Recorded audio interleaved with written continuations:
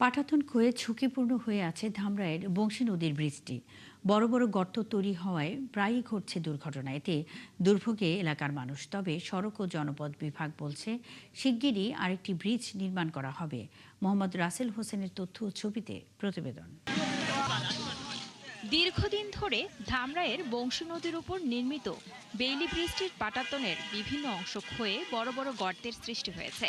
মরিচা ধরে ভেঙে পড়ছে বিভিন্ন অংশ। ব্রিজের দুপাশেই রয়েছে শিক্ষা প্রতিষ্ঠান আর এক পাশে ঐতিহ্যবাহী কালামপুর হাট। এলাকাবাসী বলছেন প্রতিদিনই ব্রিজটি দিয়ে শিক্ষার্থী সহ শত শত মানুষ চলাচল করে, কিন্তু ঝুঁকিপূর্ণ এই ব্রিজ দিয়ে চলতে দুর্ভোগে পড়ছেন তারা। ধীরে চলাচল করতে গিয়ে তৈরি হচ্ছে দীর্ঘ যানজট। এতে দুর্ভোগ আরও বেড়ে যায়। এখন এমনই যানজট হয়, এখানে বৃষ্টি একটা ফাইল কম দিয়ে অনেক একটু চিকন হয়েছে, এক গাড়ি আসলে আর গাড়ি যেতে পারে না। কয়েকবার দুর্ঘটনা করছে, এই পাত স্টিলের পাত ভাঙে একবার ট্রাক পড়ে যায়, মানুষ আহত হয়েছে। এই ব্রিজ দিয়ে মোটামুটি প্রতিদিন 20 থেকে 25,000 মানুষের যাতায়াত রয়েছে, কিন্তু আমাদের এই ব্রিজের অবস্থা খুবই বেহাল। ব্রিজটা হলো অনেক দিন আগের পুরনো, তো প্লাস একটা গাড়ি উঠলে ঢেউ মারে, তো আমাকে রিস্ক মনে হয়। দুর্ভোগের কথা স্বীকার করে সড়ক ও জনপথ বিভাগ বলছে ঝুঁকিপূর্ণ এই ব্রিজের পাশে খুব শীঘ্রই আরেকটি ব্রিজ নির্মাণের প্রস্তুতি নেওয়া হচ্ছে। ধামরাইয়ের ভালুম ব্রিজ যে রয়েছে, যে বর্তমানে বেইলি আছে, এই বেইলি ব্রিজের পাশে আমাদের প্রায় 90 মিটার মতো একটি ব্রিজ নতুন করা হবে। 2000 সালে 4টি ইউনিয়নের 30 থেকে 35টি গ্রামের কয়েক হাজার মানুষের পারাপারের জন্য বংশী নদীর ওপর বেইলি ব্রিজটি নির্মাণ করা হয়। শান্তা ইসলাম, 71। দর্শক, ধামরাইয়ের ঝুঁকিপূর্ণ বেইলি ব্রিজের নাজুক অবস্থার তথ্য জানাতে আমাদের সাথে যুক্ত হচ্ছেন সহকর্মী মোহাম্মদ রাসেল হোসেন। রাসেল, ঝুঁকিপূর্ণ ব্রিজটি সংস্কারে কোনো উদ্যোগ কি নেওয়া হয়েছে কিনা, জনগণের দুর্ভোগ লাঘবে কি ব্যবস্থা নিয়েছে সংশ্লিষ্ট দপ্তর?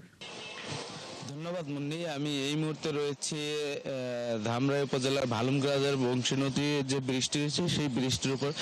এই ব্রিজটি কিন্তু খুবই ব্যস্ততম একটি ব্রিজ। এই ব্রিজটি দিয়ে প্রতিদিন প্রায় 20 থেকে 30,000 মানুষ চলাচল করে। ব্রিজটি দিয়ে যে ছোট বড় যানবাহন রয়েছে সেগুলো চলাচল করে প্রতিনিয়তই কয়েক হাজার। আমরা এই বিষয়ে একটু কথা বলবো। এইখানে স্থানীয় এই যে আপনাদের যে ব্রিজটি, এই ব্রিজটি বর্তমান কি সমস্যা তৈরি হয়েছে আর আপনারা কি চান?